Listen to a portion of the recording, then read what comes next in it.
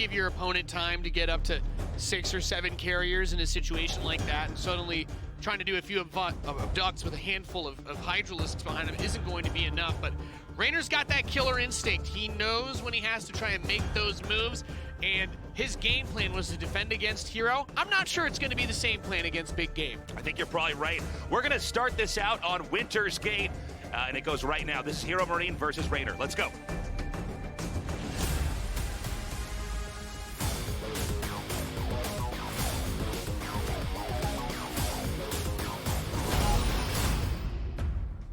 In the bottom right, in the red, our German Terran player. He is Mouse Esports, HeRoMaRinE. Geekzilla. In the upper left, in the blue, our Zerg player from Italy. He is Gamers Origin, Reynor.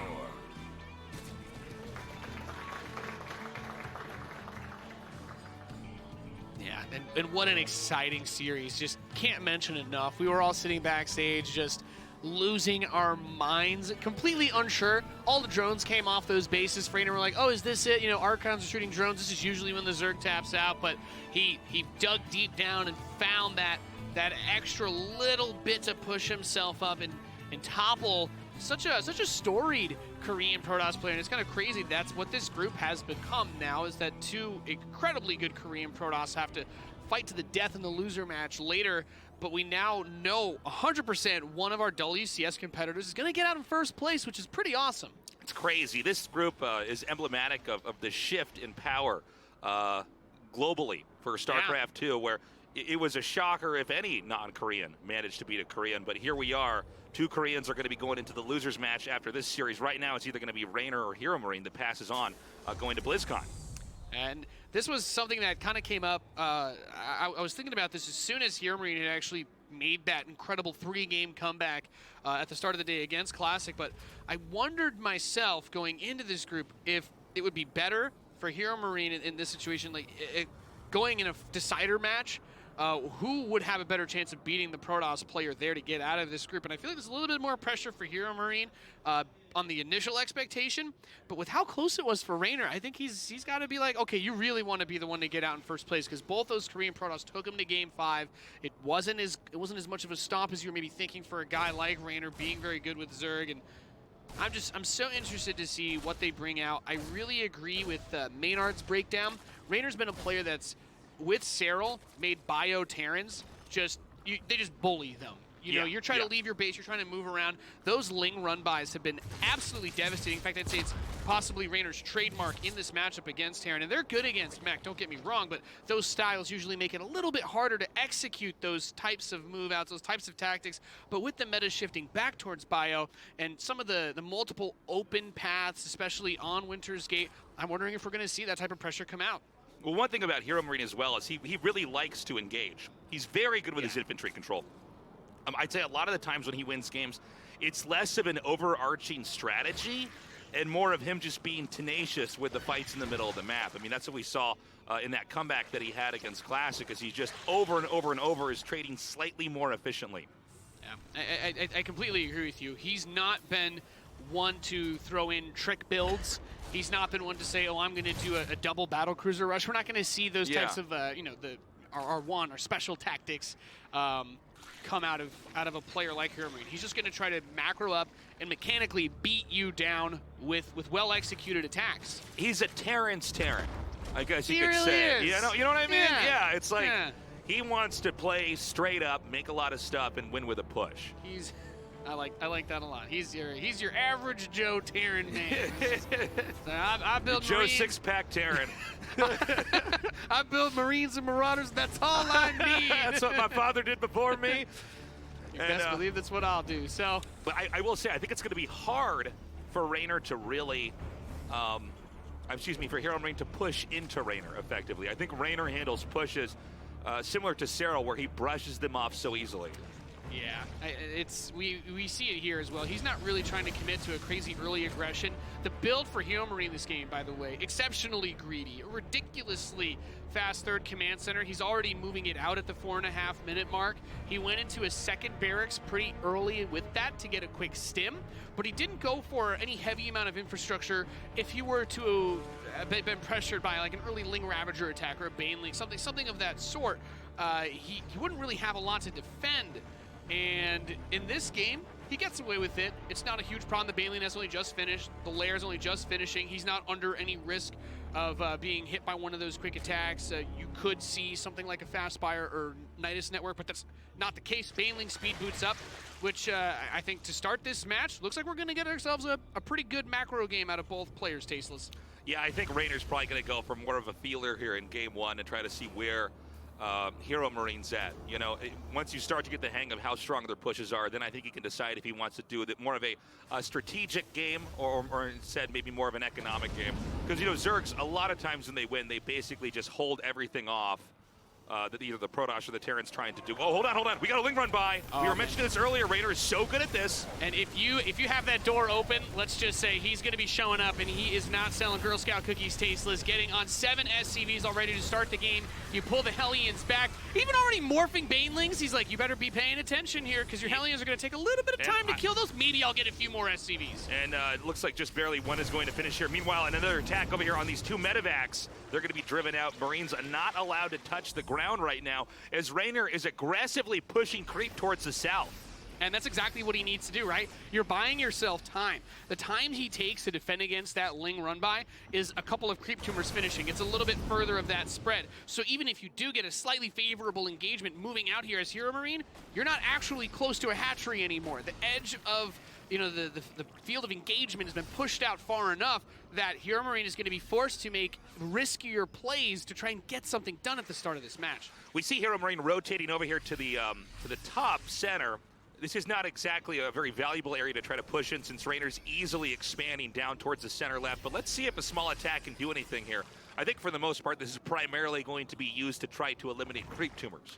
Yeah, my initial thoughts are the creep is being spread mostly towards the south and the center, so he doesn't have as far to go to get to that third, but it's so accessible for Reynor. He's already changed his mind. He's like, okay, I'll try to clear out the creep in the middle of the map.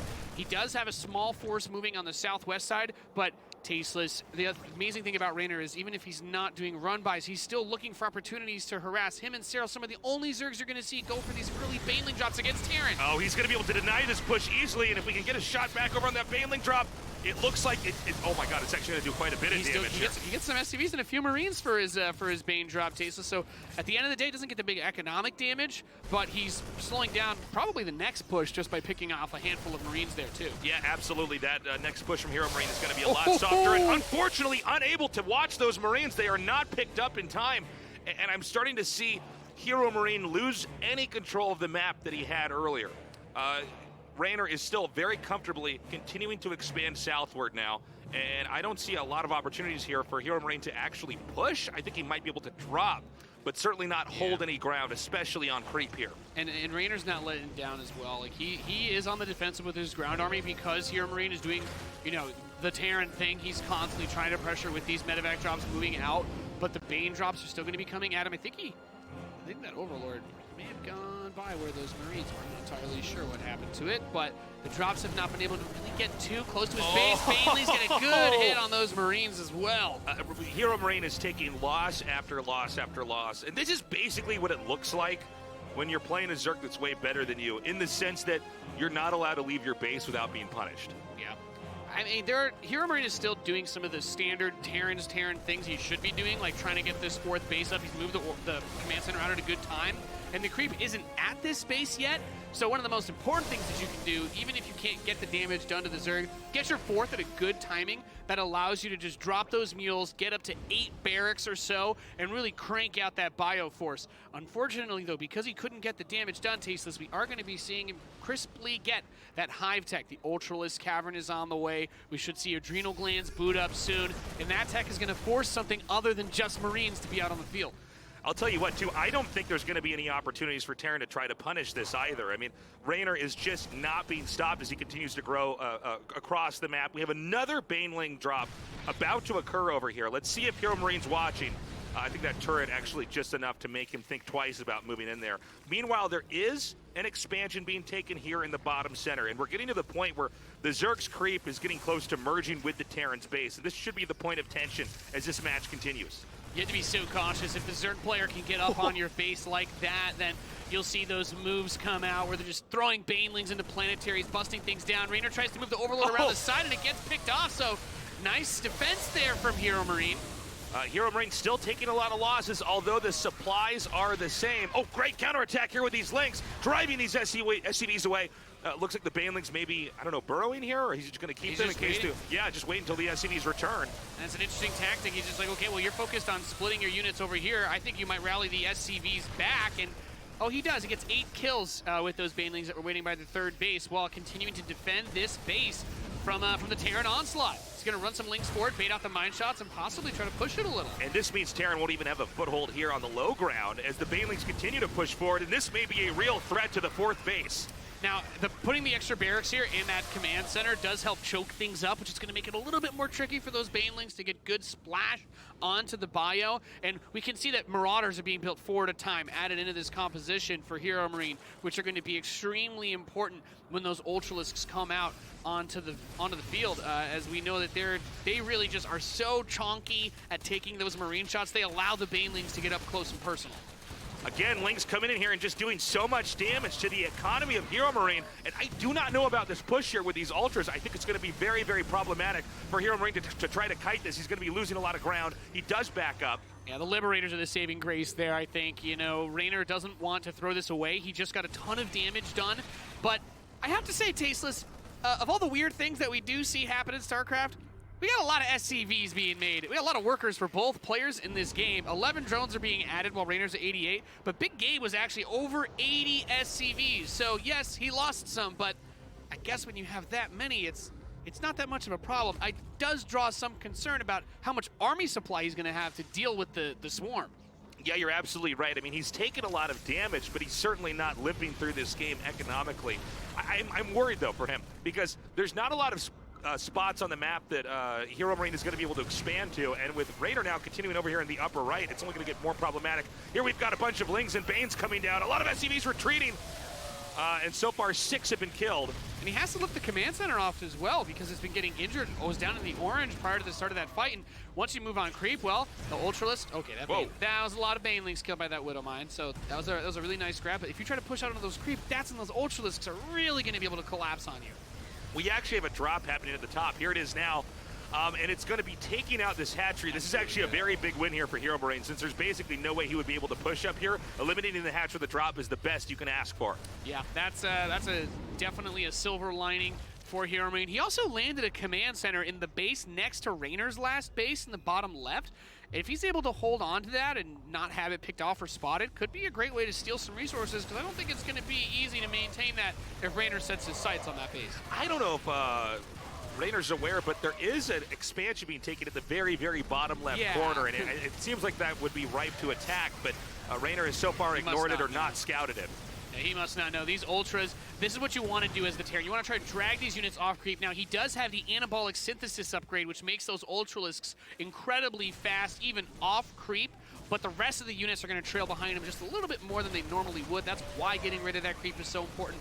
If you can kite your bio against the Ultras off creep, even with how fast they move, you can still get a huge edge here when we see those Marauders really lay waste to him. But it's all about the Banelings coming in from behind. Corruptor's going to the top side, trying to get those Liberators, Tasteless. And it looks like there might just be enough Banes to try to push this area, and the Ultras, though, getting very low on HP. I gotta say, Ultra's incredible units, but you need to have Lings and Banelings with it. Yeah, the moment that the Lings and Banes are gone, the Ultra is just not as good. And look at this. Support. Reynor stumbles upon this planetary over here. I don't know that he's gonna be able to take it, but HeRoMaRiNE is not repairing. Look at what we have here. And HeRoMaRiNE, this is going to be a little bit of a bait towards him as well, because he's trying to sprint his units over. Tons of resources spent on repair, but it won't be enough. And those SCVs going to be free farm for Reynor now, as his reinforcement waves picked up so much, and more run-bys coming in. SCVs dropping in droves. Beautiful play there. 22 SCVs taken out. HeRoMaRinE losing multiple battles on different parts of the map. Reynor almost maxed out now. The SCV count, by the way, it's 97 drones here for Reynor. It's 56 SCVs here for HeRoMaRinE. That's the kind of losses he's suffered. Yeah, and you know, the funny thing is, at this point in the game, you're supposed to have a couple of extra orbital commands, and I'd say 56 SCVs is perfect. So, still not the end of the world for HeRoMaRinE. If he can turn that 40 supply he's freed up in SCVs to bio, then he can still get a massive army to fight against this. But look at that, God, there are he's Lings so burrowed. sick. He's so good. That's what Reynor does best. If you're playing bio, you're trying to get on the map, he will always be looking for opportunities to backstab you, to make your life a living hell. And guess what? When you lose all these workers, you don't want to be scanning for burrowed units, Tasteless. He's got one under the command center. It's so good. I mean, it's just it's forcing the Terran to do everything possible in order to stay in the game. Now, we had HeRoMaRinE with some map presence earlier, but it seems like he's lost any control of this game right now. He's been squished back into the bottom right corner. He lost the hidden expansion in the bottom left. Reynor has reclaimed the 12 o'clock expansion. This is looking more and more like it's going to be a Reynor victory. Yeah, it's getting tougher and tougher. He has the creep spread, the overlords out. Probably be aware of the drop that just moved. We got burrowed banelings. He does scan ahead. Intelligent play by Big Gabe. Not going to be caught off guard by the burrowed baneling mines. However, the Lings and Corruptors have found the drop in the northeast. Only thing I can really say, Tasteless, he is getting the Ghost Academy, so he's thinking, oh my god, those Widow Mines. They did more damage than the Corruptors did to the Medivacs. Yeah. Sorry, what were you saying, Nate? Yeah, anyway, he built a Ghost Academy, right? So as far as your late game options for Terran go, you can try to make that transition, but I think he's having such a struggle getting economy up now. He's bled so much out over the course of the last 5 minutes. I'm not sure he can afford a Ghost transition. Yeah. He's struggling to max out even without it.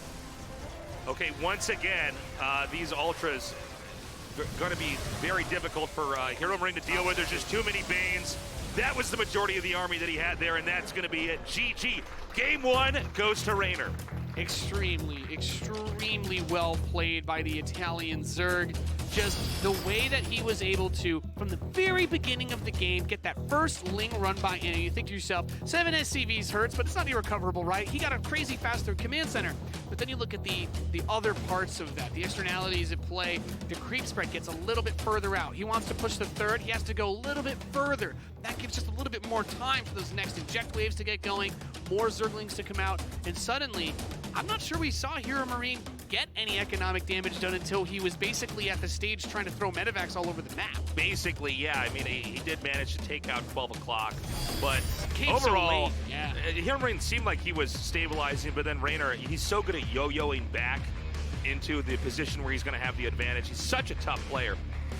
We're going to go on to game 2 now on the map World of Sleepers. HeRoMaRinE, I think he held his own there against Reynor, but Reynor ultimately coming out with a strong end game. Yeah, it's tough. As we get into it, we're going to be jumping into it. HeRoMaRinE versus Reynor, game 2. Nice. You said it, I was like, are we doing it? Are we going to go in? Are we going in? This series has been so sick, man. Game 2, guys. HeRoMaRinE versus Reynor. We're going into it now. In the bottom left, in the red, from Germany, our Terran player. He is Mouse Esports, HeRoMaRinE. Gabesaurus Rex. In the upper right, in the blue, our Zerg player. He is Gamers Origin, Reynor.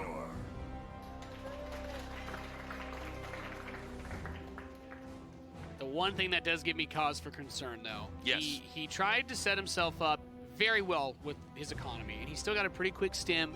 He wasn't punished in any way. He wasn't forced into building a fast bunker, trying to get tanks, doing an SCV pull, nothing like that. He got an incredibly greedy third command center off of one gas, and he wasn't able to snowball that into any sort of mid-game that could make things happen because Reynor was so on top of, you know, the aforementioned run-bys, but also his creep spread, his map vision, going for those Baneling drops.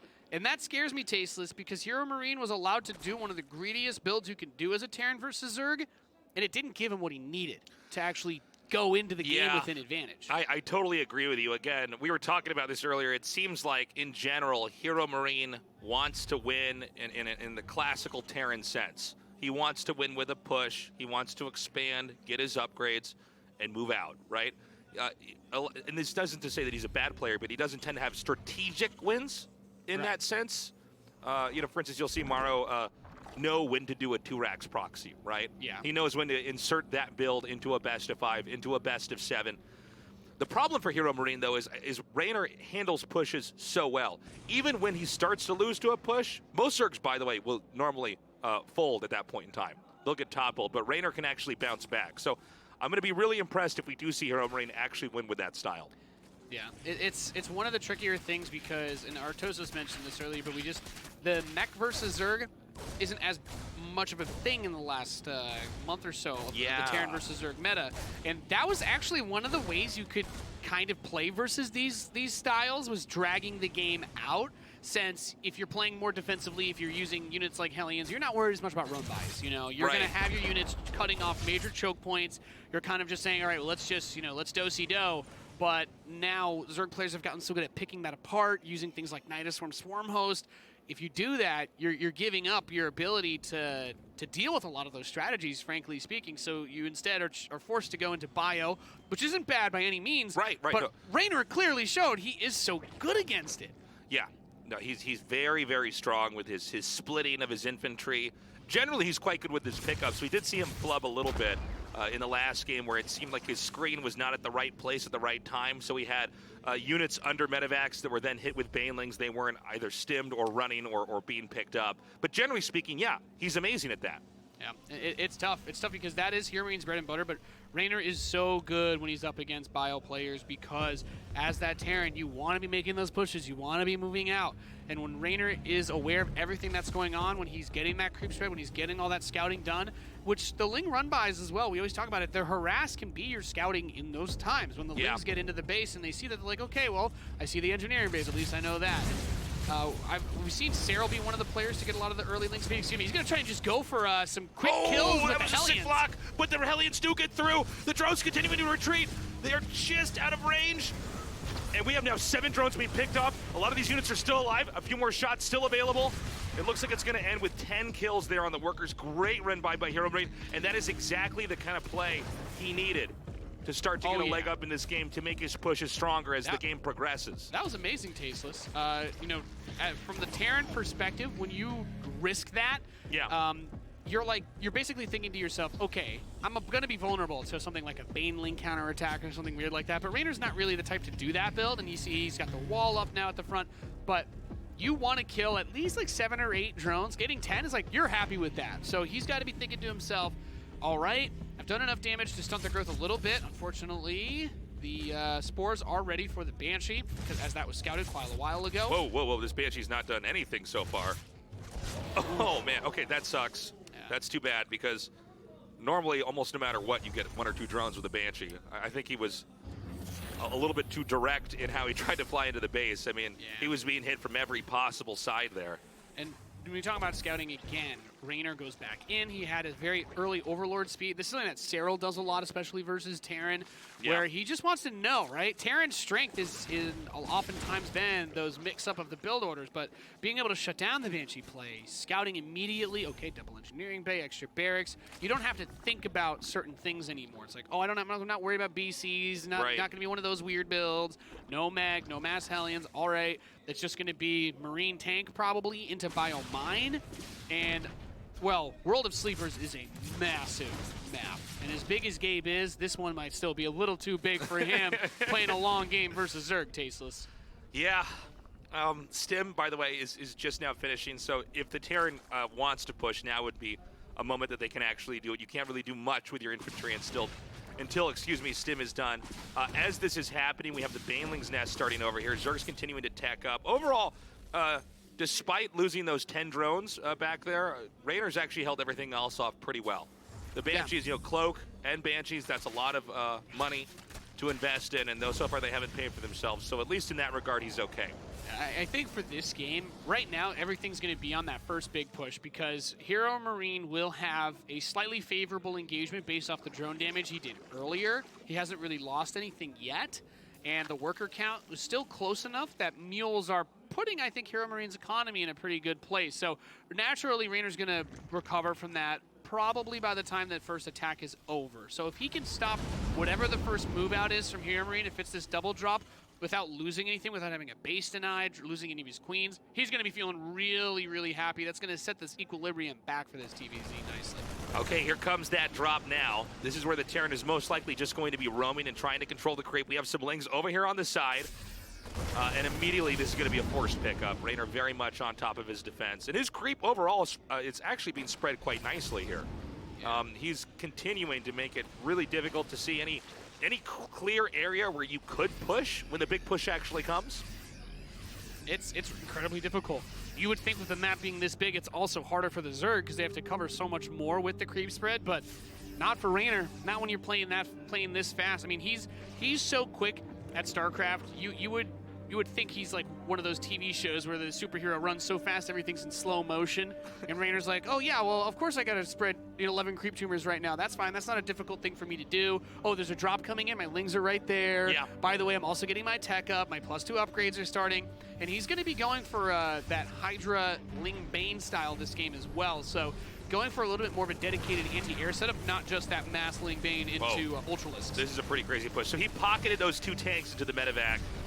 To make it look like this could be an army that was roaming and could be picked up and leaving, when in fact he's intending to try to hold this position down here with these tanks, which by the way are very spread out. This will give him a lot of room to kite and run away, but this is classic Reynor. Here we go again, another great Ling counterattack. Yep, and that's just exactly what he does. And the thing is, no, he didn't kill a bunch of SCVs there, but what did you just do? You just bought yourself time to get out maybe a little bit more of your units, finish morphing a few of those Banelings, get a few more Lings out because you know that this attack is coming, and you're also delaying the rally across the map. Oh, you want to move those units away from your third? That's cool. I'm going to do the run-by while I dive onto your army here, and the siege tanks trying to be enough for this bio. I do like the Banshee being added into this a little bit later, but Reynor has done damage here. He's cleaned up the army. The third base is no longer mining tasteless. I gotta say, I mean, it's incredible to see Reynor constantly winning on both fronts.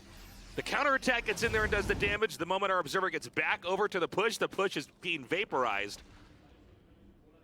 Yeah, it's fascinating. It's like the exact moment that he needs to do everything, he gets it all done. It's like, normally there's a yin and a yang for offense and defense, right? Normally if you're attacking someplace, there's going to be a hole somewhere else that they can attack into you there, but not in this case. Reynor's basically holding everything off in every way. The whole thing is yang there, Tasteless. Yeah, it's all yang. It's unbalanced in maybe the skill sense in that way, it feels like. 2-2 is finishing very soon. Reynor actually, because of the way that he's been laying out his upgrades, he didn't actually get +1 missile attack, so I'm not sure if he forgot this, but he just started his +2 for his Zerglings. So there'll be a slight upgrade advantage for the bio, which would be nice. Of course, that attack upgrade isn't going to matter if Banelings are able to connect on the bio. So we'll see how Reynor handles this, because he's actually moving some of his forces to the bottom side, but he still has a perfect split to deal with the forces on top. Yeah, keep in mind, guys, that HeRoMaRinE he's taking his 4th now, but that's like the last real accessible base that Terran can take. The other bases, 5th and 6th, are actually a little bit further out there and much closer to the creep. So I think we're going to need to see, while Hero's on 4 bases, him do something pretty strong here if he's going to win. Because right now, he's in, again, that position where you're not allowed to leave your base. Anytime you move out, you're punished. Yep, and this is something he's got to be careful about, these split forces from Reynor. You know, that's one of the best things about him is he's not just slamming down that F2 key, dragging all of his supply across the map. He's got forces in the north. He has an army in the south. This drop is going to be forced up. He picks off a few of the Marines, a Widow Mine, and yeah, HeRoMaRinE still just hasn't been able to find a fold against him. He's going to clear up some creep tumors in basically garbage space. There's nothing over here to attack as Reynor's expanding down the southeast side. But what's we got coming out of this drop? Is this just Widow Mines? Yeah. It's turning around. He may have pressed the select all army hotkey, Tasteless. I think he might be right, actually, because it would make more sense to drop that there. Unless he wants to try to use these to try to get more of a foothold in this push, but I don't know that he wants to do that either. Again, Hydra Ling Bane always looking for a fight here. There's so much explosive damage coming out here, especially if those Banelings get the good connection. So Gabe's going to have to be very careful as he comes out. And by the way, we're getting into the Broodlord tech with a Greater Spire on the way. We are headed there. Broodlord's, of course, going to be amazing at shutting down pretty much everything. The mine drop comes, but to his dismay, there's not really that many drones at that base, so he's not able to get too many of them. Yeah. 4 drones for 3 mines. I think the Zerg player is going to be pretty happy about that. 80 workers Reynor still has plenty of resources. HeRoMaRinE has army forces of his own spread out, but needs to be careful. If some Banelings connect on these bio units, he could lose that fourth base that we've been talking about. He's coming forward now. He's going to, again, have to pick up. There's just no location that HeRoMaRinE's able to actually control down here. We see a small push in the middle, but I have to imagine this attack coming up from the bottom might just be too much to deal with. This is a very scary force. And the thing is, when I see those units try to load up in the medevacs to run, don't forget, there are Vipers here. Yeah, he's just going to spear those. Says, all right, every stim that you take now is irrecoverable damage if I get rid of these medevacs. And they're already so low on the energy. Reynor's not even afraid to fight off creep. And look at those splits with the last second. Only loses one Baneling to the detonation, so he keeps his forces alive and makes the most out of this attack. He's literally just having the Banelings chase him all the way across the map, and now we're going to have that army flood come here into this base that it appears HeRoMaRinE just cannot hold, and this very well could be the beginning of the end. Yeah, there's just not any defensive posture that he has. There's no planetary up front. He does have one here with a couple command centers, but there's still a few choke points that are going to favor blinding clouds even. So you're going to have to run into those Banelings if you want to engage this army. Abducts another one of the medevacs, parasitic bomb even, so that he has to split them. You don't want to keep them together anymore. And Reynor is just completely devouring the forces of HeRoMaRinE, even if he's able to shove this army off. Tasteless, you were talking about it before. The Greater Spire is done. Corruptors are coming out, +1 missile attacks, and those +3 upgrades for the ground units of Reynor. He's just too good. Again, more Banelings have been produced here as he's going to try to come in and destroy yet another territory, which HeRoMaRinE is barely trying to control over here. And it's unfortunate. The thing is, he doesn't even need to dive onto that PF. He's been stretched off creep for so long that the rally is coming out. Ghosts have finally been able to be squeezed out by Reynor, so able to get those steady targeting to help pick those units up. The Ghosts are actually really effective in combat against this composition since they do bonus damage to both the Zerglings and the Hydralisks.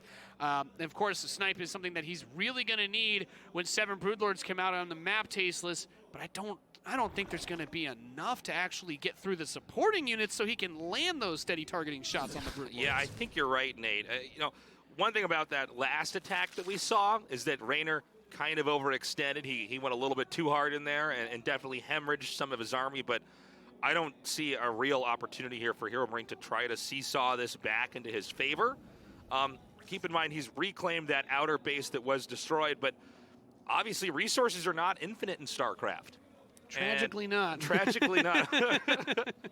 And so, you know, with the few resources he does have in this, it's not even a quadrant of the map, this tiny little corner that is HeRoMaRinE's, I don't know that he's going to be able to muster the resources to get the right army to get a push to win the game. Yeah, if he wants to get that army, these are the plays he needs to make to do it, and if you can keep those drops alive, the Zerg player, the weakness of this setup that he has now for Reynor is Broodlords are slow.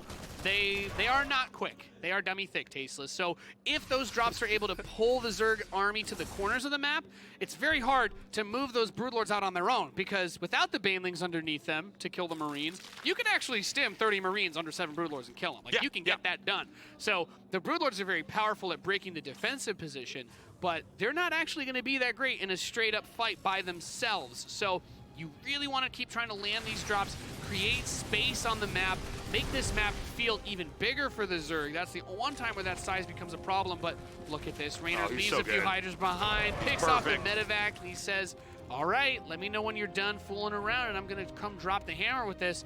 I will say, opportunity is growing. 5 ghosts being put out at a time for HeRoMaRinE. If he gets somewhere like 12, 13 ghosts with a bunch of energy, and you don't have infestors or anything that can actually stop to cancel the snipe attack gets canceled if they take damage. But unless he runs Banelings into them, he does have infestors coming out now, so it's going to become it's a dance. The range on that snipe is incredibly powerful, and if he gets rid of all the Broodlords with this type of army, he's got a real shot at being able to bring this one in. Yeah, one thing about good Broodlord users is that they have a mastery of the space underneath the Broodlord. And that's why the Ghost is so important. That's one of the only opportunities where Terran can try to snipe out a Broodlord from a distance instead of having to win a brawl on the ground and then shoot down the Broodlords from the sky. Yeah, 7 infestors for Reynor with 22 Banelings. If he lands a money fungal on that bio with the Broodlords and the Banelings, he's going to completely eviscerate HeRoMaRinE. you really need to try and get out to those sides. That's where that creep ship becomes so important because it also provides vision. We do have some of the ghosts come out, try to land a few of those snipes. We see some of the Broodlords do get tagged, throws an EMP out, but not able to nab the infestors.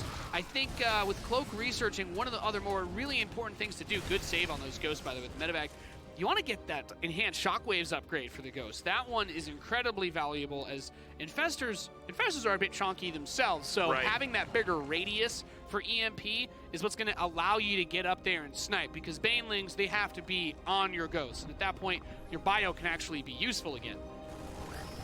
We see HeRoMaRinE trying to take the center left location, but I'm fairly confident Reynor's, again, going to be able to deny this. The only thing that's going for HeRoMaRinE, though, is that there's no creep in this location. Yep. So the Terran has a much easier time, as we just saw back there, kiting away from the army. And he brings everything over. HeRoMaRinE has been overbuilding SCVs today, which is the only reason why I'm going to say the losses he sustains are not as devastating as they otherwise would be, where we sometimes see players get knocked down to 30 workers when a big run-by like that happens. So with 54 SCVs and a decent number of orbitals, he still should be okay. And I would wager this is a pretty good opportunity for him. If he can fight against a large chunk of this and get some good splits without Broodlords being here to support this, he might be able to do some damage, but Reynor still seems to have just too much. Even without Broodlords there, he just takes that fight really easily. Straight up bashes him back across the map. Here come the ghosts now. Now he's going to be very careful because this is a big investment. That's a lot of ghosts. And frankly, those ghosts are the only thing that HeRoMaRinE really has going for him. That and the lack of creep on the left side of the map. You look at what he has. If those ghosts are off the map, he's dead. Yeah, we're seeing just in these other bases that are remaining. I guess he has one pretty decent base at the bottom with a lot of minerals. But center left is where I think we're going to have to see really good defense here from HeRoMaRinE. Now, we saw him begin to move the Broodlords. I think they're just above our screen. Yeah, there they are. Above our screen right here.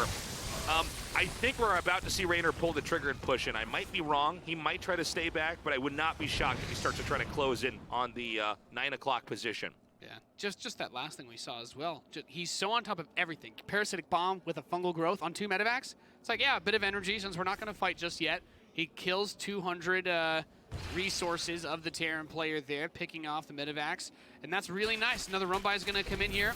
He has to lift those orbitals because the planetary doesn't even shoot that far, as this area has just kind of been this exposed spot. But look at what he's doing with the rest of his army. He says, yeah, come over here. I've got Brood Banelings. Not only will I try to blow you up, but now the Broodlord Infestor, the slower part, is creeping its way, no pun intended, to the northwest, that fresher expansion, the more valuable expansion at this point. Okay, we're getting to that point where the push is coming here for the Zerg. Not bad fungals here. A lot of ghosts still remaining, though. It's going to be very difficult to push through these bushes onto the other side. There's actually some really good snipes there, too, Tasteless, as well. Managed to get 1 or 2 of the Broodlords out there. And it's this delicate dance, though. You need to make sure you're not overextending with those Broodlords, because then you'll see, as they get to the edge of that creep, those steady targeting shots are really dealing catastrophic amounts of damage to the Zerg. And the enhanced shockwave upgrade is halfway done. So when we see that, I don't even think it's a bad idea to just take 1 or 2 of your ghosts, just kind of suicide them in, get the EMPs if you can, and then go for the snipes. But it looks like we're going to have a big engagement, a lot of fungals going down on this army, Tasteless. Beautiful attack here from the bottom, but HeRoMaRinE at the top actually starting to close in. He's beginning to advance on this position. We see Reynor back and forth with these Banelings. Again, another big victory at the bottom with the Banes, but we're starting to see this army arc around, and Reynor is on the run.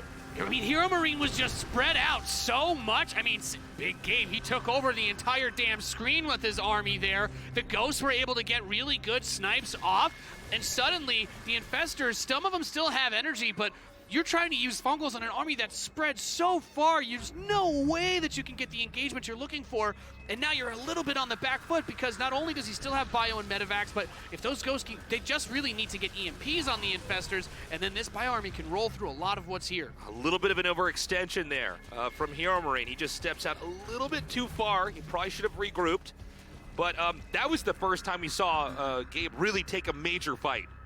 And come out and actually start to assert himself against Reynor. The problem, though, is as this game has developed, we've seen so many minerals and gas banked for Reynor that he's easily able to remake his army, which allows him to instantly bounce back into control of the game. And, you know, one of the most amazing things about Reynor. I make that slow motion joke, but he took another base. He's got the bottom right expansion outside of HeRoMaRiNE's base. He's even immediately moved spore crawlers there. He really wants to have that as a cemented position that he can have. The spores are also really nice for giving the detection against the ghosts. He's kept his overseer count up.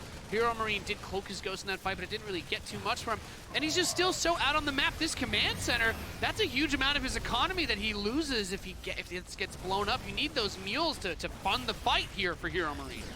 Again, the entire infantry army is coming down here to try to drive this position away. That has been a constant point of contention on the map over here. But the infestors are still staying at the very top. We don't see any more creep spread going into the upper left. I think HeRoMaRiNE's done a pretty perfect job, to be honest, of keeping creep out of that area, which is one of the reasons why Reynor's organically expanded down here exactly in the bottom of the map. Yeah. And if he can hold on to that northwest base, that's really nice for HeRoMaRiNE. The rich geyser there supplies a lot of resources for him. Would love to fight these banelings off creep. Great pre-splitting by Big Gabe. We see another attack coming in here. Again, a lot of these Marauders, when you get in numbers that high, it makes the banelings much less effective unless you've almost overmade the banelings. So let's see. We have another interesting kind of... hold on a second. Yeah, he's actually going to push into the bottom here. This is actually a really nice spread. I don't know that the banelings can easily get down here to defend this. I guess there's so many spores, though. It's a lot to try to chisel your way through. And this is one of those scenarios, too, as he tries to posture on this base where if HeRoMaRiNE had more money, you'd love to see the Terran start going into nukes. That's really where you can break down the Zerg's multitasking and speed the game up for them, and you start to put clocks on their expansions for defending while that bio is trying to attack in multiple positions. A few ghosts did cloak and try to run up forward, but the infestors have been tucked super far back. Really good awareness by Reynor with his army as the Broodlords have now rejoined the rest of the composition again. And Fungal to start the engagement. Nice Fungals there. This spread is really good here for HeRoMaRiNE, but a lot of Fungals go down. He does not have that much to protect the Broodlords. Just a few infestors underneath him. He needs reinforcements to get over here very quickly because the infantry can continue to advance into this position. Yeah, he's picking off the Broodlord, shaving him away from that army, Tasteless. And this is all really good, but we have to keep our eyes on that supply, those resources. He's been a little bit struggling for the economy, so taking out a base of Reynor's would be really nice. He wants to get back up towards that 200 supply. You mentioned it. Reynor's sitting on 3,000 minerals and 3,500 gas. He can easily afford to replace this, but HeRoMaRiNE with a few more cost-effective engagements, if he can maintain these bases, he should be okay. Yeah, it looks like Gabe did manage to crush the 6 o'clock position here. Reynor right now with his big attack over here onto the command center, trying to actually just damage down the planetary, but his infantry comes in here. It is driven out, and another failed attack there by Reynor. That's dangerously close, though. Even without banelings, almost getting that planetary fortress, you have to wonder when the investment's going to come into something like building armor just to help against those run-bys. As that base, if that gets knocked down, what else really is there economically for HeRoMaRiNE? He's barely got mineral patches on his other bases, and I'd say there's actually a tremendous amount of pressure for him to take the northwest expansion too. But at that point, you're opening that soft spot in your southeast for him to try and run in, pick off your orbitals, or maybe even do a big run-by into the production. So HeRoMaRiNE has finally pulled this game out far enough. We're over 25 minutes now, where Reynor doesn't have any easy spots to expand, Athanius. I mean, he's almost running out of locations to take. Maybe this spot that we're seeing right now, but maybe 6 o'clock? I don't know. These are all very pushable for Terran, so it's important that Reynor, the next few fights, he trades very favorably. And also for HeRoMaRiNE, he has no money in the bank. So what you see is what you get. He can't instantly crank out more units as easily as Reynor can. That's my big concern here, Tasteless, is everything that HeRoMaRiNe has is far less easy to replace. And you also pointed out, we're running out of bases on this map.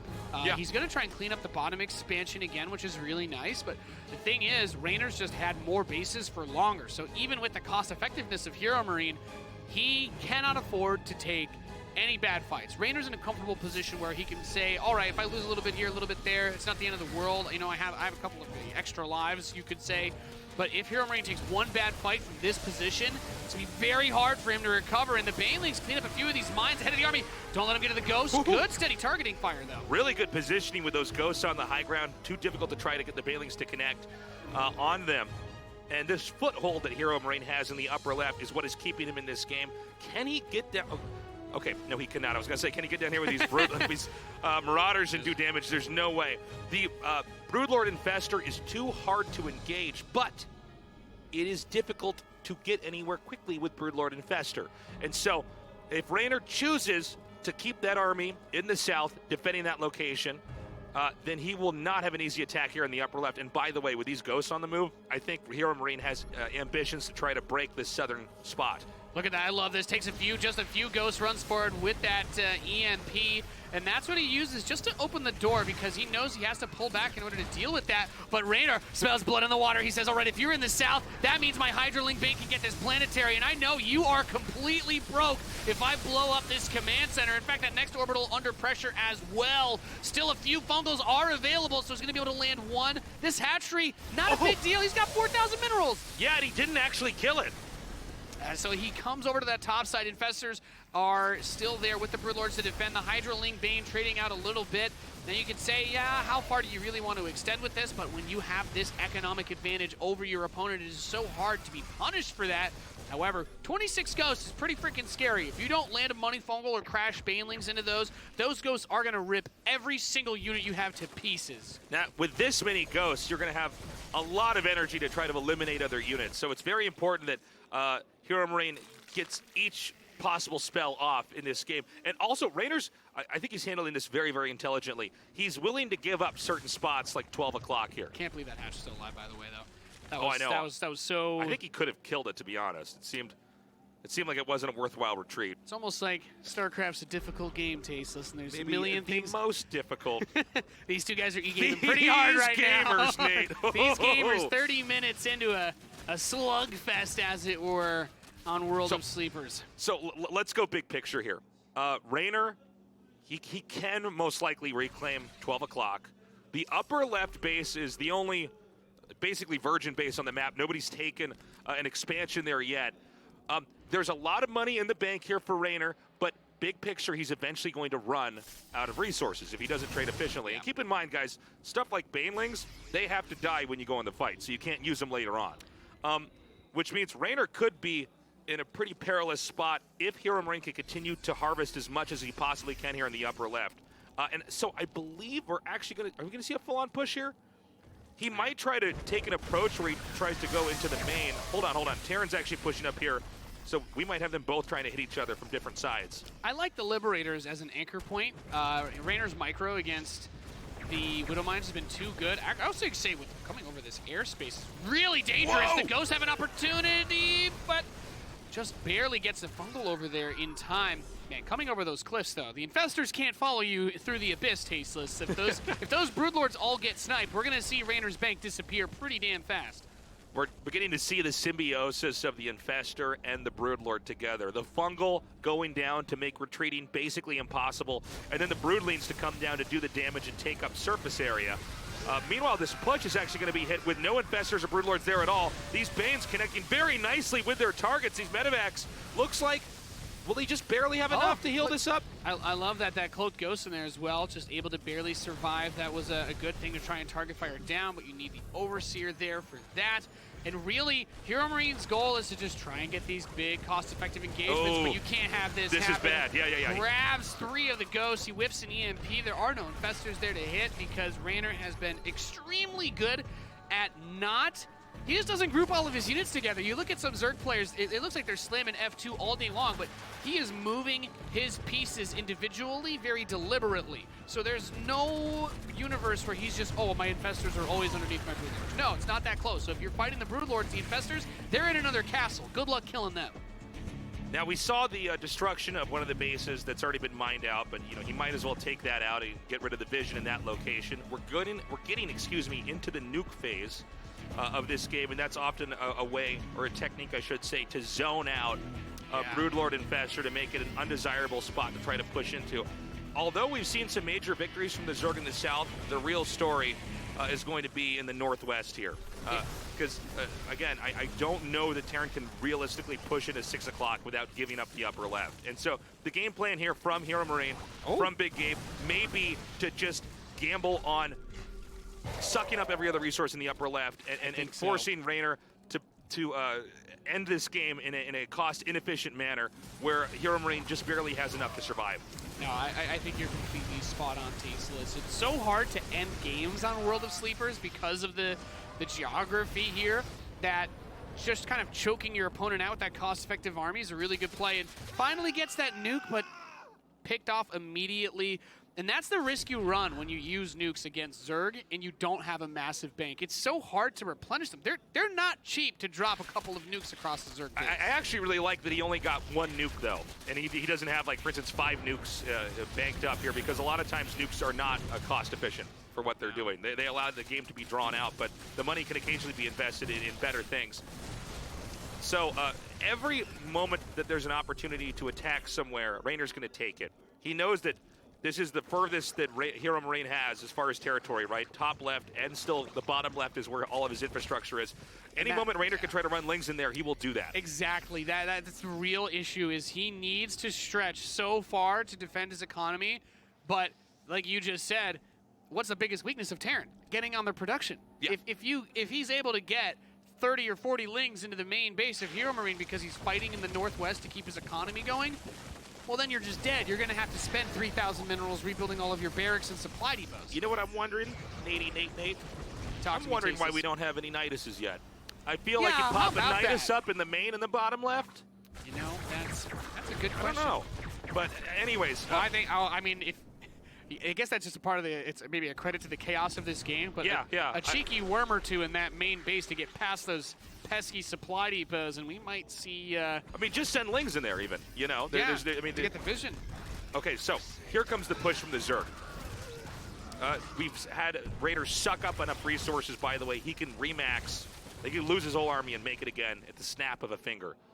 Now, HeRoMaRinE has to survive this push. The hardest part is him creeping in here for the kill. He splits the infestors too well when he tries to yeet those ghosts in there, so he can never EMP all of them. Getting these corruptors is really nice, though. No, the corruptors are the fall guys for the broodlords here, man. they don't mind going into like lockdown security guards for a little bit. Taking the bullet there. I like solitary. Good it's fine. fungal. Good fungal here. Doing a lot of damage for the on those ghosts. It does concern. There's a little bit of recklessness involved there, of course. He's trying to get some Vikings up at the spore crawlers, and the infestors give you some insurance. Trying to figure out, do you want to destroy those rocks at the top? Does somebody want those to be gone? I'm not actually sure. Oh, yeah. Sick EMP. Look at that. Ninja vanish. So your 3 Ravager hit squad you used against the Protoss. Well, I've got the 4 Ghost squad coming in, and he does get a good amount of EMPs. But thing is, for the Zerg, you really only need 1 good fungal on center mass of those ghosts to cancel the snipes, and then the broodlords kill everything. But a flank coming down on the south side there as well from Reynor, trying to use a nuke right in the face of the enemy. And this is one of those situations where if you're Reynor and you're looking at your expansions, you might get caught off guard by this. Dude, it's gonna land!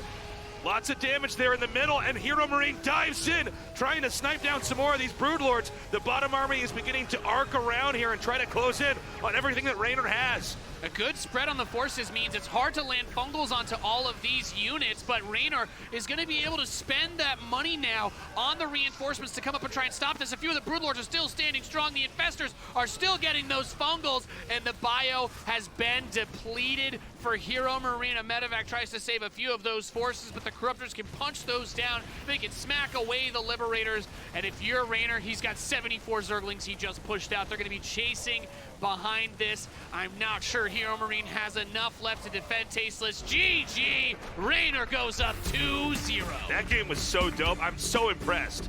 I'm so impressed with both of those players there. I mean, HeRoMaRinE really barely almost won that game. Yeah, and that's... Great closer there by Reynor, though. That last battle was insane. These guys are playing at a level that is just so sick. And for a lot of Terran players out there, when you're going up against a Zerg who can do the late game as well as Reynor, a guy who won't put his infestors under his broodlords all the time for the ghosts that try to run in, a guy who will be constantly looking for those run-bys, it's so impressive because you don't want to play TVZ on that map, but HeRoMaRinE still drags that game out. He still tries to find those opportunities. And I gotta say, now that World of Sleepers is out of the way, if there was a map where he was going to start a comeback on, Ephemeron would be it for TVZ. I think you're right, Nate. I think Ephemeron is probably better suited for the playstyle of HeRoMaRinE. Reynor showing such a deep understanding of late game ZVT. Let me tell you something, that was tricky for him. I'll go into that more in a second, but now we're going to jump into our game. This is HeRoMaRinE versus Reynor, game number 3.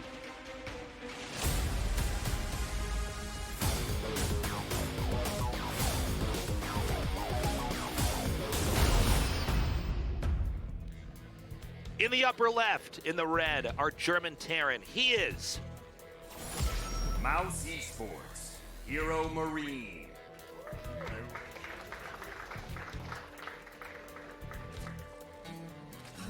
And in the bottom right, our Italian Zerg player. He is Gamers Origin, Reynor. One of the most difficult parts when you're playing TVZ and you know the game is going to go long, you're not going to be able to win off of your parade push or your big attacks. You're not actually getting damage done with your drops. Is when do you try to hit the brakes and power slide off the freeway of bio into that late game Ghost Liberator tech? When do you try to do that? Because if you do it too late, you get into a situation like on World of Sleepers where he's already spent most of his money and he can't really afford to get everything he wants with those ghosts. He can't set up a bunch of planetaries and get Liberators with range and get a bunch of nukes to really stretch the Zerg out. So we get into this spot where, the ghosts are really good and they did a lot for him, but there are other pieces to that late game composition for Terran that he's not able to squeeze out. And I also think about Winter's Gate, where he didn't really try to make that switch, and his army kind of hit that expiration timer where the Zerg has all that hive tech, and they're saying, okay, well, if you don't have ghosts, you don't have ranged liberators, you're just not going to win a head-to-head fight with bio against Ling, Bane, Ultra once the Vipers start coming out, when you have those Corruptors and eventually the Broodlord. So HeRoMaRinE, you have to be decisive about when you want to make those transitions, because it is, as clearly been evidenced in this series, extremely difficult to kill him in that mid game. Yeah, absolutely. I want to praise Reynor for a second on how he handled that end game, because it looks like, I think to the casual observer, Zerg has the whole map, and this is going to be really tough for Terran. The balancing act of having the Broodlord infestors and knowing when to push versus when to defend, and knowing when you can attack in with a Hydra Bane on the other side of the map is really, really, really tricky. And he handled it really well. I think Gabe was very patient in trying to wait for a moment where Reynor would be lopsided in his defense, and HeRoMaRinE would come in there for a killing move, but it just didn't happen. Yeah, and he's so thoughtful about everything. Even the positioning of that first creep tumor. Puts it on the north end of that natural, just so the Reaper can't try to run up and get the quick denial on it. He is thinking about every possible way that HeRoMaRinE could deal damage to him. It's not like he's, I'm just so much better than you, I'm up 2-0, you can't possibly beat me. He's showing a lot of respect to what HeRoMaRinE can do with his unit control early on, and as you said, in that late game. And that's actually a really good cancellation on that next tumor as well to keep it, to keep that energy up and keep the creep spread going, because that creep spread has really been the bane of HeRoMaRinE's existence. No matter, he spends most of the mid game killing tumors tasteless. He's not actually picking off bases. He's not killing drones other than the Hellions that he ran by on World of Sleepers. But here we go. You force a man to go to the point where you can't just play the normal cookie cutter standard builds and get damage done. We're going to see a battlecruiser rush out of HeRoMaRinE. And if Reynor doesn't see this coming, the nice thing about the BC rush is, unlike that Banshee, even if it gets scouted, you can still guarantee some damage, and it forces a response from the Zerg. Look at that, starts trying Cloak. to fake him He's out. Trying to sell him something. He's being a sneaky snake, Nate. He's not going Cloak at all. And guess what? We don't have that Overlord speed this game for the fast scouting on Reynor's part, but we do have a Roach Warren, which anxious Terrans around the world all know that feeling of, I love this battlecruiser rush build's really good, tasteless. I'm just going to do that and build 7 Hellions behind it, and then all of a sudden, 7 Ravagers show up while your battlecruiser's halfway done, and you're dead. This is a great, I think, in a way, counter build to what HeRoMaRinE's going for, because you can stop this build before it even starts. By coming in here and doing a lot of damage. The trick, though, is going to be, does he see the Roach? I don't. That's I can't tell. I don't see anything that tells me he has seen it. He's building a tech lab. Okay. Maybe he moved the factory to build another tech lab, but he won't have siege tanks anytime soon. Okay, he's getting a bunker, and this is a situation where having everything at home is really important, because sometimes the Zerg player wants you to try and like kite on the map with the Hellions so that they can ling flood behind the roaches. Like, he's not making mass roach.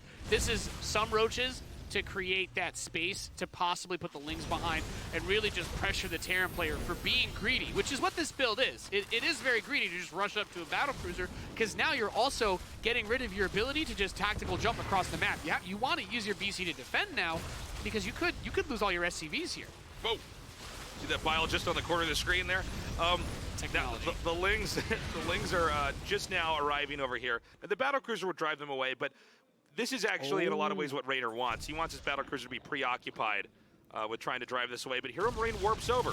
And you know what? He starts another battlecruiser, and he's going to get Yamato. So I think we're going to see the 3 BC opening, which is a very strong build in terms of I am going to keep up a relentless pressure, ideally with battlecruisers, to force you to be on the defensive. And since the lair has only just begun, there's really no way for Reynor to guarantee a kill on this BC. You should always be able to run away from the queens, use the map terrain to your advantage, just fly away, and pick off as much as you can here and there. And he's going to go mech behind it too. By the way, speaking of queens, he did not lose any queens in that. He rotated completely perfectly, transfused everything, and the battlecruiser actually barely got any value at all. Yeah, they killed 1 unit on the other side of the map. I think it may have been a drone. And that creep sped already halfway across the field too. So he's like, all right, I actually need to start thinking about that, because this is a smaller map. Second battlecruiser is going to finish and teleport straight there. The cooldown on the first one is not over yet, so HeRoMaRinE does have to be a little bit careful. Losing a battlecruiser here would be absolutely devastating. It's so low, it goes down, tasteless. And now, I'm not going to lie, as someone who likes to build a lot of battlecruisers, losing one of those first 2 before the third one comes out really takes the wind out of your sails, because that's 300 gas that should be going into armories, factories, tanks, and upgrade. And now, he is going to still build another battlecruiser, but you're never going to get that same possible punch that you would want. You can't really build a 4th one, because then you just have no infrastructure at home. This entire build by HeRoMaRinE is hinged on not losing battlecruisers. Yes. That's the idea, is that they're so hard to kill and you can teleport away and repair them. The idea is that you're going to get such incredible value out of it. So you're absolutely right, Nate, that when you lose that first battlecruiser, it is a complete and total disaster. Yeah, it's a build that's meant to, much like much like I was saying earlier about Big Abe, it's a build that relies on inertia, gaining momentum with a very heavy style that you push, you deal damage as soon as you need to, you pull out, you repair, you go again. And it gives you almost a little bit of a tower defense vibe with those BCs. It's just like the wave is going to come this way, then the wave's going to come that way. And all the while, the Terran is trying to build up for, you know, whether it's going to be a big push or it's going to be this battle mech style where Magfield Accelerator and Blue Flame suggest, hey, I want to have Hellion Cyclones support those battle cruisers, but now without a good core of BCs, the Ling Ravager Roach should be able to pretty easily shut down any advances by HeRoMaRinE. 2 BCs is way, way, way less threatening than the 3 that he really wishes he had right now. And this is a very common response. This is why you see a lot of people stop going mech. That Nidus Swarm Host, he's going to make the transition into it. And in this game, we're seeing HeRoMaRinE basically abandon the style that we, I think, most celebrate him for, which is his infantry control, his pushes, his drops, and instead go into this. But I have to agree with you, man. I think that this is going to be countered pretty heavily by the Nidus Swarm Host play.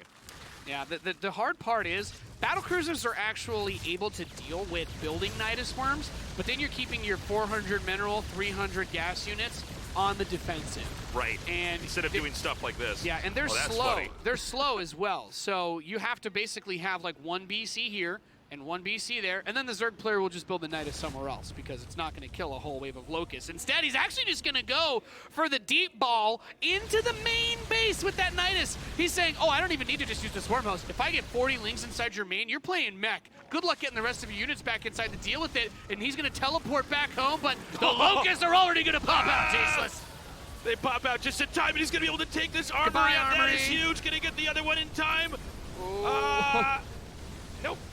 Well, the attack upgrade is definitely better for mech, but then you have the rest. Then HeRoMaRinE, you're dealing with everything that Reynor is already good at. The run-bys, the counters. He's got Ravagers here, can try to smite that command center with him. Another Nidus is going to pop up. That's going to create creep and block space. He's got his next 3 Nidus Worms already queued. And now you're saying to yourself, well, I want to do this momentum build, or I put on this pressure, but your BCs actually weren't able to get it done, and now the shoe is on the other foot, Nick Plot. Yes, it is. Swarm hosts are going to pop out here, and now we're going to see what is normally used here with the Swarm hosts, is they can flood into different areas. And it makes it very difficult for the Terran to have any growth. They're basically playing whack-a-mole with defense. That's what it is. Trying to put out fires everywhere. Whack-a-mole HD. That's right, and this is going to slowly whittle them down. Meanwhile, a huge attack over here at this top center location. And this is so many Banes and Ravagers, I don't see any way that HeRoMaRinE can defend this. No, this style is not good on the defense, Tasteless. You want to be attacking the Zerg. Cyclone Hellion is not a defensive army composition. What do you kite? How do you kite when the Zerg doesn't actually want to chase your army? They're just trying to kill the command center, and they do. So BCs teleport here. Yes, they'll kill these worms, but there's another one on the other side of the map, and unless you have your units find those immediately, you're still in a ton of trouble. What's Reynor doing? He's banking money. He's getting his tier 3 upgrades. His hive is done. He's building more worms, and he's continuing to expand, all the while HeRoMaRinE is just playing whack-a-mole. Yeah, and it's going to be difficult to imagine HeRoMaRinE even catching up here. I think the most important location on the map is this expansion at the top right that we keep seeing get hammered away at. If he can stabilize, maybe he's got a shot. A Roach Ravager coming in here right from the bottom. A lot of Corrosive Biles coming down and connecting with their targets, but meanwhile, the Swarm hosts are continuing to chew away at this expansion. Yeah, and it's so difficult. You're trying to defend a Hellion Cyclone. They're such squishy units. They have such little hit points, and you're put in this very difficult position of Swarm hosts are amazing versus siege tanks. The more tanks you have, the better Swarm hosts are. But on the other side, the Ravagers, well, the more Cyclone Hellion you build, the better they do, because the Biles are good. They can trade very effectively since they're all low hit point units. And now, yes, the BCs are out here clearing creep, but what does the Zerg want to do next? Well, whatever they want. He's in a great spot. We have Queens here to transfuse. Maybe he Yamato's down a few of them and tries to teleport back, but this isn't the damage you're looking to get done with this type of army. I mean, the Queens are so insignificant in the big picture. Yeah. You know what I mean? They don't actually. So it's like, you killed 2 Queens. Well, I've still got a million Zerglings. This is a moral victory. Oh my God, no. and it's not closed up. So the Lings will flood in here. So many SCVs now are going to be taken out. He's going to actually just focus straight on the command center, splits a few off to those SCVs, a few to the ramp. Command center gets picked off. Next, Locust Waves come over towards the northeast. Cyclones are getting damaged. The Ravagers actually cut off the retreat path, picking off those Cyclones as well. And he can still walk over and drop Biles there if he really wants to. Dude, Reynor is everywhere. He's once again maxed out. I think the last killing blow might be that upper right planetary. He's already taken out the natural with Lings alone. And this is why you don't see this style or composition as much. Players like Reynor and Serral all year long, you know, you saw some mixed responses to the mech, to the battle mech, to the battle cruiser rushes, but then a few of them just started doing, and even just like WCS Challenger, these really aggressive Nidus Swarm hosts, Ravagers, and Lings. And Deathball mech can sometimes play ball here, but you don't have an army that can punch through Swarm hosts when you're just playing Cyclone Hellion. It's not an army composition that can go out there and kill 2 or 3 waves of Zerg production. It's an army composition that's meant to harass. These ranged Liberators are going to be great at that, so he's going to force Reynor to build some Corruptors now. He did just kill about 20 or so drones, so this is your one way of trying to create a little bit of space for yourself. But moving across the map with this army is still going to be so damn hard, Tasteless. I think the problem, Nate, is just that, like, okay, these Liberators, this is great. It's killing a lot of drones, 32 so far. This is way better than it should have been. Yeah, but this is it too late. The damage was already done. All the bases were destroyed. It's still HeRoMaRinE, not even on 3 bases right now. He's reclaiming his natural as we cast this. Yeah, the Hellions are actually all dead too, so these Lings are going to flood out towards this army, and the Cyclones, most of them are going to get picked off.